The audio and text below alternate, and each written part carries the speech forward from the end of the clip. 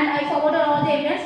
She didn't give me a call. Then the GRO replied stating that okay, you are just an agent. So just without the answer to the question, she is replying that I am HDFC life insurance HDFC bank ശൃംഖല നടത്തുന്ന വൻ തട്ടിപ്പിനെ കുറിച്ച് politics Kerala report ചെയ്തിരുന്നു. ബാംഗ്ലൂരിലെ HDFC life insurance HDFC ബാങ്കാണ് നിരവധി ഉദ്യോഗാർത്ഥികളെ കബളിപ്പിച്ചത്. 1000-ലേറെ പേരാണ് കബളിപ്പിക്കലിന് ഇരയായത്.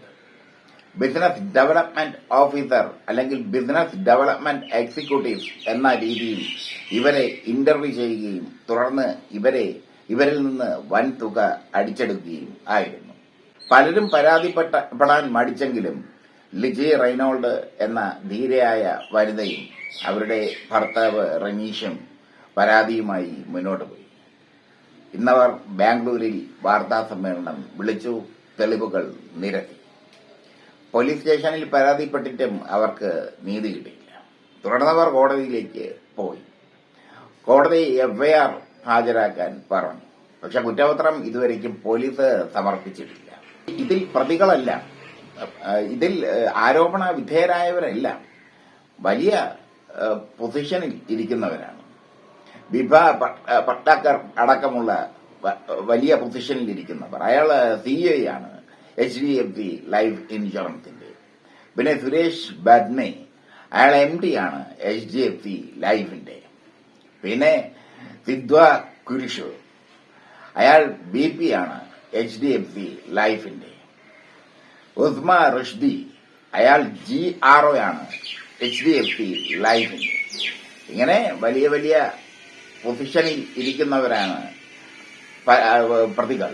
അതുകൊണ്ട് തന്നെ പോലീസ് ഇതിനെ മാറ്റിവെക്കാൻ അല്ലെങ്കിൽ ഇതിനെ മറച്ചുവെക്കാൻ ശ്രമിച്ചു.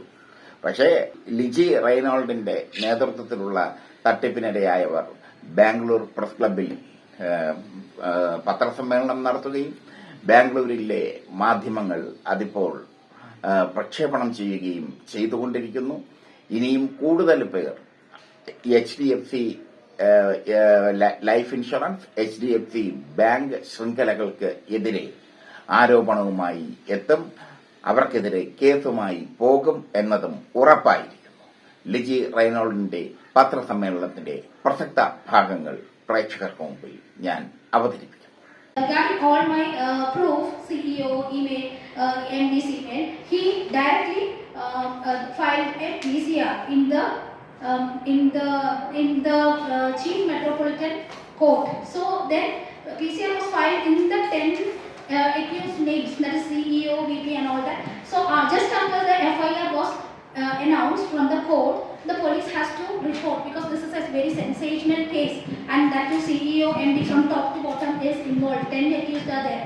They just hid the case from the media, and what they did is 7 of them ran for stay. But why the court did not give them stay? Because they have given just a fake appointment letter without the watermark logo they have submitted, and just 7 are on stay. 2 are on FIR, and the main accused, who is the terminated guy from Kodak Life, he got bail. He did not apply for stay, and so the lower court judge came to